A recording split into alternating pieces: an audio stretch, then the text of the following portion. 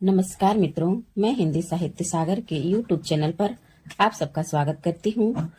जैसा कि हम लोग गोविंद पांडे सरस्वती पांडे जी की पुस्तक को पढ़ना शुरू किए हैं और हम लोग अभी तक आदिकाल को पढ़ चुके हैं और आज के इस वीडियो में हम लोग भक्ति काल को शुरू करेंगे। तो चलिए बिना देर किए हुए हम लोग शुरू करते हैं पढ़ना। और हाँ, आप लोगों में से जिन लोगों ने मेरे चैनल को सब्सक्राइब कर लिया है उन लोगों को बहुत बहुत धन्यवाद, और जिन्होंने अभी तक मेरे चैनल को सब्सक्राइब नहीं किया है वे जल्दी से जल्दी मेरे चैनल को सब्सक्राइब कर लें ताकि हमारे साथ सरस्वती पांडे गोविंद पांडे जी की पुस्तक को अच्छे से पढ़ सकें और जिससे कि परीक्षा में मदद मिल सके। तो आइए बिना देर किए हुए हम लोग भक्ति काल को शुरू करते हैं। तो भक्ति काल पूर्व पीठिका देखते हैं इसका। तो मोनियर विलियम्स के अनुसार भक्ति शब्द की व्युत्पत्ति भज धातु से उत्पन्न हुई है। तो यहाँ से सीधे प्रश्न पूछता है कि भक्ति शब्द की व्युत्पत्ति किस धातु से होती है, तो भज धातु से। और यहाँ से प्रश्न कई परीक्षाओं में देखने को भी मिलता है, जैसा कि बीपीएससी में भी है, यहाँ से प्रश्न पूछा था एक बार। आगे है कि भक्ति शब्द का सर्वप्रथम उल्लेख श्वेता श्वेतर उपनिषद में मिलता है। जो भक्ति शब्द है इसका सर्वप्रथम उल्लेख किस उपनिषद में मिलता है, तो श्वेता श्वेतर उपनिषद में मिलता है। भक्ति आंदोलन के उदय के संबंध में कुछ विद्वानों का अभिमत निम्नलिखित है। तो देखते हैं विद्वान और उनका मत। तो पहले हैं ग्रियर्सन। तो ग्रियर्सन का मानना है, इनका मत है कि ईसाइयत की देन है। जो भक्ति शब्द है यह किसकी देन है, तो ईसाइयत की देन है। आचार्य रामचंद्र शुक्ल, इस्लामी आक्रमण की प्रतिक्रिया। इनका मानना है कि जो भक्ति शब्द है, जो भक्ति का आंदोलन का जो उदय होता है वह इस्लामी आक्रमण की प्रतिक्रिया के स्वरूप होता है। हजारी प्रसाद द्विवेदी, भारतीय चिंतन धारा का स्वाभाविक विकास। आगे है गजानन माधव मुक्तिबोध। तो इनका है कि ऐतिहासिक सामाजिक शक्तियों के रूप में जनता के दुख व कष्टों से हुआ है। ये मानते हैं कि जो भक्ति आंदोलन है उसका उदय जो है ऐतिहासिक सामाजिक शक्तियों के रूप में जनता के दुख व कष्टों से हुआ है। रामविलास शर्मा, भक्ति आंदोलन एक जातीय और जनवादी आंदोलन है। तो रामविलास शर्मा का मानना है कि जो भक्ति आंदोलन है उसका उदय जो है भक्ति आंदोलन एक जातीय और जनवादी आंदोलन है। भक्ति आंदोलन के उद्गम स्थल के संबंध में कुछ विद्वानों के मत निम्न है। उद्गम स्थल के संबंध में जैसे देखते हैं कि भक्ति का जो सोता दक्षिण की ओर से धीरे धीरे उत्तर भारत की ओर पहले से ही आ रहा था, उसे राजनीतिक परिवर्तन के कारण शून्य पड़ते हुए जनता के हृदय क्षेत्र में फैलने के लिए पूरा स्थान मिला। यह कथन किसका है, तो आचार्य रामचंद्र शुक्ल का है। एक बार पुनः देखते हैं।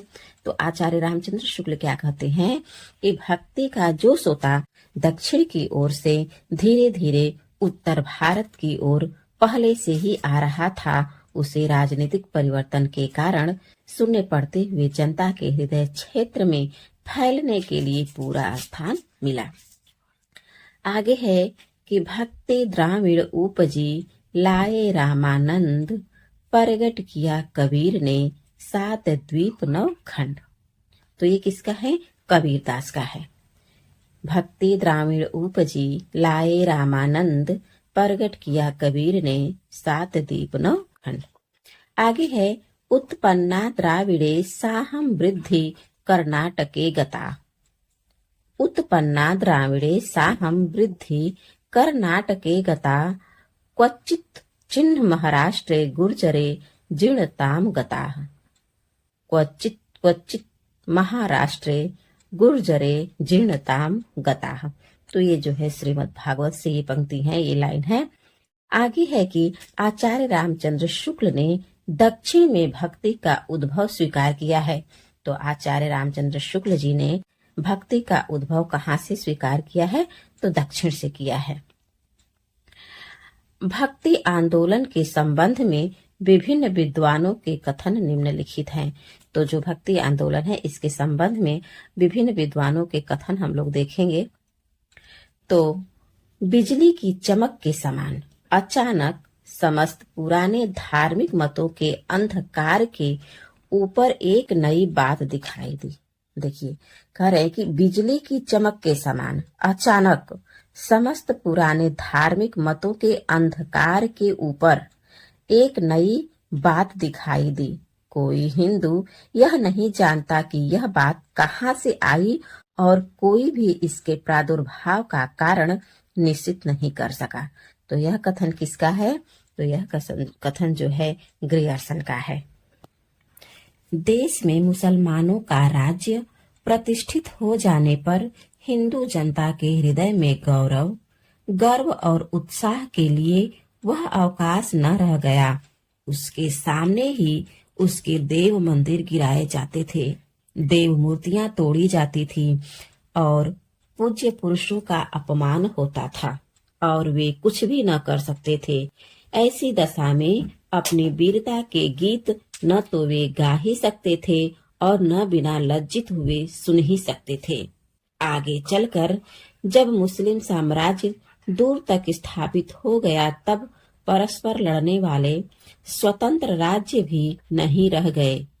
इतने भारी राजनीति उलटफेर के पीछे हिंदू जन समुदाय पर बहुत दिनों तक उदासी से छाई रही।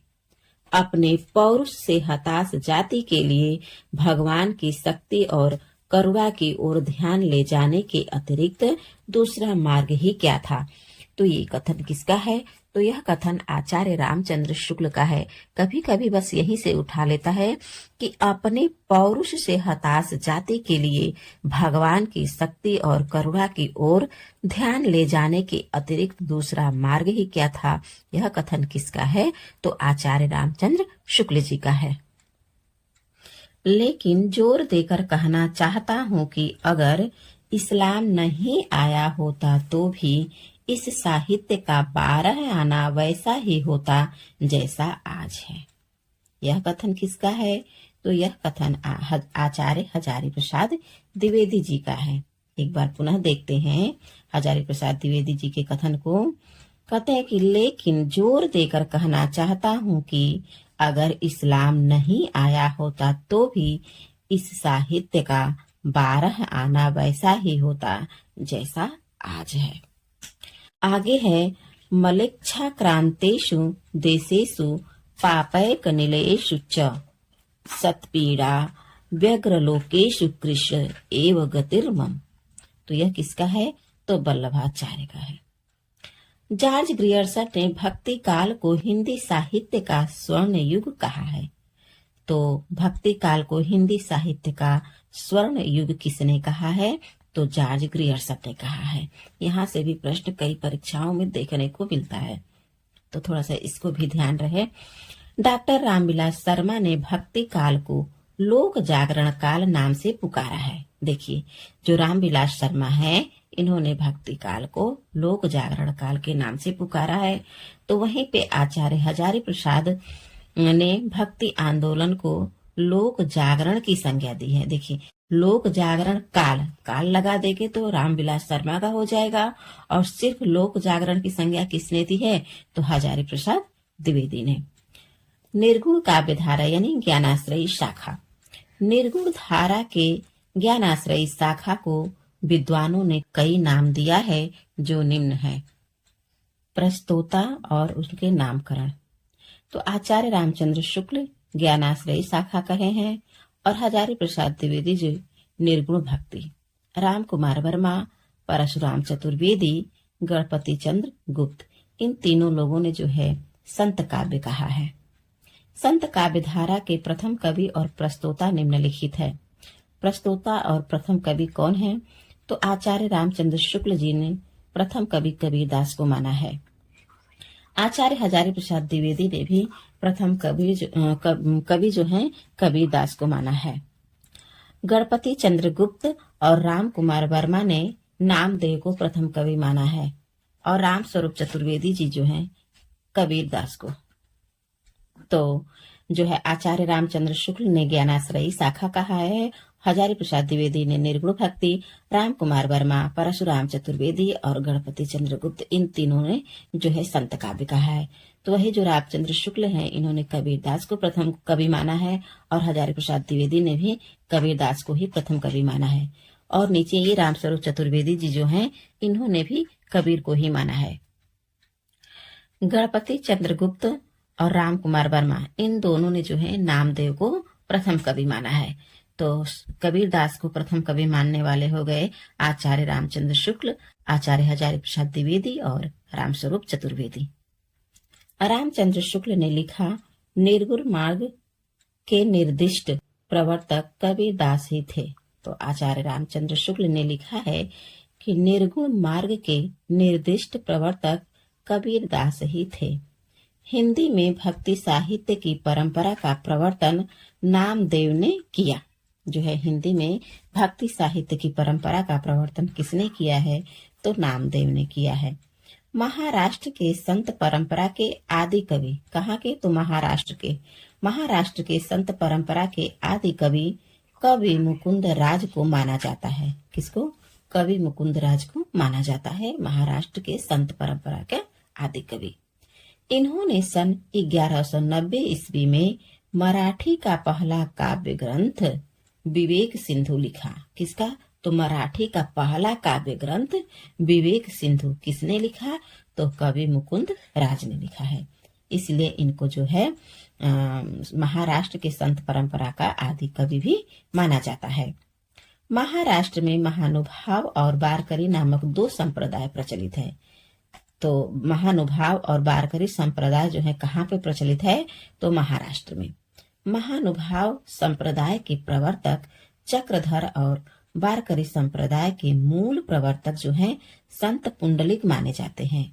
देखिए कह रहा है कि जो महानुभाव संप्रदाय है इसके प्रवर्तक चक्रधर हैं और जो वारकरी संप्रदाय है इसके मूल प्रवर्तक संत पुंडलिक माने जाते हैं। किंतु ऐतिहासिक दृष्टि से वारकरी संप्रदाय के प्रथम उन्नायक संत ज्ञानेश्वर हैं। ठीक है, कह रहा है कि ऐतिहासिक दृष्टि से वारकरी संप्रदाय के प्रथम उन्नायक कौन है? तो संत ज्ञानेश्वर हैं। महाराष्ट्र के भक्त संत नामदेव का संक्षिप्त परिचय देखते हैं। तो जो है इनका जो है संप्रदाय कौन सा है? वारकरी संप्रदाय है और जन्म मृत्यु 1135 में जन्म होता है और 1215 ईस्वी में नामदेव की मृत्यु। और इनका जाति जो है ये दर्जी थे, जाति के दर्जी थे। गुरु का नाम विसोवा खेचर था और इनकी रचना जो है मराठी में और हिंदी में हुई थी। तो मराठी का है अभंग और हिंदी का है गुरु ग्रंथ साहब में संकलित है इनकी रचना। नामदेव की हिंदी रचनाओं की भाषा निम्नलिखित है। देखिए नामदेव की हिंदी रचनाओं की भाषा निम्नलिखित है। कैसे? सगुण भक्ति के जो पद हैं वो ब्रज भाषा में है। सगुण भक्ति के पदों की भाषा जो है ब्रज है और निर्गुण पदों की भाषा नाथ पंथियों द्वारा ग्रहित खड़ी बोली या सधुकड़ी भाषा है। तो जो सगुण भक्ति के पद है वो ब्रज भाषा में है और निर्गुण पदों की भाषा जो नाथ पंथियों द्वारा ग्रहित किए थे ये नामदेव, वो खड़ी बोली या सधुकड़ी भाषा में है। आगे है प्रमुख संत कवियों का संक्षिप्त जीवन वृत्त निम्न है। तो संत है जन्म मृत्यु, जन्म स्थल, गुरु का नाम, जाति और उनके माता पिता का नाम। तो पहले कवि हैं रैदास। इनका जन्म 1388 ईस्वी में हुआ और मृत्यु जो है 1518 ईस्वी में। जन्म स्थल कहाँ है? तो काशी में है। गुरु कौन है? इनके गुरु का क्या नाम है? तो रामानंद। जाति चमार और इनके माता पिता का नाम नहीं मिलता है। फिर है कबीरदास। कबीरदास का जन्म जो है 1398 ईस्वी में और मृत्यु जो है 1518 ईस्वी में हुआ।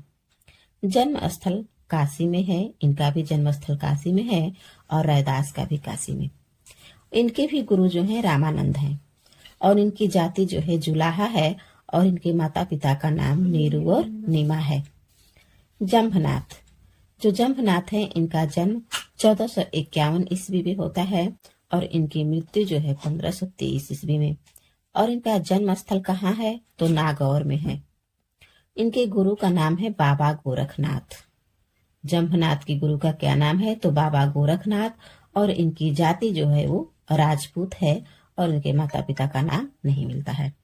अब आगे आते हैं हरिदास निरंजनी। हरिदास निरंजनी का जन्म 1455 ईस्वी में होता है और इनकी मृत्यु जो है 1543 ईस्वी में। जन्म स्थल कहाँ है, तो डीणवाड़ में है और इनके गुरु का नाम जो है प्रागदास है और इनकी जाति का कोई उल्लेख नहीं है और माता पिता का भी कोई उल्लेख नहीं है। कहीं कहीं कबीर के पिता का नाम जो है अली मिलता है। आगे हैं गुरु नानक। तो गुरु नानक का जन्म जो है 1469 ईस्वी में होता है और इनकी मृत्यु जो है 1538 ईस्वी में। जन्म स्थल कहाँ पे है, तो ननकाना में है। इनके गुरु का नाम नहीं मिलता है और इनकी जाति जो है खत्री है और इनके माता पिता का नाम जो है, पिता कालूराम है और माता तृप्ता देवी है। फिर है सिंगा। तो सिंगा का जन्म जो है 1519 ईस्वी में होता है और मृत्यु जो है 1659 ईस्वी में। जन्म स्थल खजूर मध्य प्रदेश में पड़ता है और इनके गुरु का नाम जो है मनरंगीर है। तो सिंगा के गुरु कौन थे, मनरंगीर थे और इनकी जाति जो है ग्वाला है और इनके माता पिता का उल्लेख नहीं किया गया है।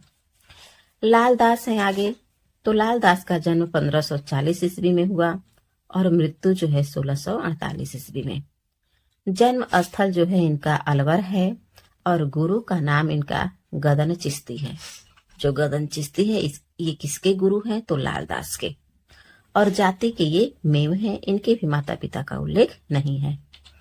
तो जो लालदास है इनका जन्म जो है 1540 ईस्वी में होता है और 1648 ईस्वी में इनकी मृत्यु हो जाती है और जन्म स्थल इनका अलवर है और इनके गुरु जो है गदन चिश्ती हैं। अब आते हैं दादू दयाल। तो दादू दयाल का जन्म 1544 ईस्वी में हुआ और 1603 ईस्वी में इनकी मृत्यु हो गई। जन्म स्थल अहमदाबाद है और इनके गुरु का नाम जो है वृद्ध भगवान है और जाति जो है इनकी धुनिया है और इनके भी माता पिता का उल्लेख यहाँ पर नहीं है। तो देखिए जो दादू दयाल हैं, दादू यानी दादा लोग, तो जो बूढ़े व्यक्ति हैं उन्हें, जो अक्सर दादाजी हमारे होते हैं वो बूढ़े ही होते हैं, तो ऐसे हम लोग कोट कर लेंगे कि जो दादा हैं तो इनके जो गुरु हैं वो भी वृद्ध हैं, वृद्ध भगवान हैं और इनकी जाति जो है धुनिया या मोची है। आगे है मलुक दास। तो मलुक दास का जन्म 1574 ईस्वी में होता है और मृत्यु जो है 1682 ईस्वी में और इनका जन्म स्थल कहाँ है, तो इलाहाबाद में और इनके गुरु का नाम है पुरुषोत्तम। जो मलुक दास हैं इनका जन्म 1574 ईस्वी में होता है, मृत्यु 1682 ईस्वी में। कहाँ पे इनका जन्म स्थल है, तो इलाहाबाद में इनका जन्म होता है और इनके गुरु का नाम जो है पुरुषोत्तम है और ये भी जाति से खत्री हैं और इनके पिता जो है सुंदर दास है। आगे हैं बाबा लाल। बाबा लाल जो है 1590 में इनका जन्म हुआ और 1655 ईस्वी में मृत्यु हो गई और इनका जन्म स्थल पंजाब है और इनके गुरु का उल्लेख नहीं मिलता है और जाति जो है छत्री है। माता पिता का भी उल्लेख नहीं किया गया है। अब है सुंदरदास। तो सुंदरदास का जन्म 1596 ईस्वी में होता है और 1689 ईस्वी में इनकी मृत्यु हो जाती है। जन्म स्थल जयपुर है और इनके गुरु का नाम जो है दादू दयाल है और इनकी जाति जो है बनिया है और इनके माता पिता जो है परमानंद और सती हैं। तो आज के वीडियो में हम लोग यहीं तक पढ़ेंगे और इसके आगे का जो है हम लोग दूसरे वीडियो में पढ़ेंगे। तब तक के लिए आप लोगों का बहुत बहुत धन्यवाद।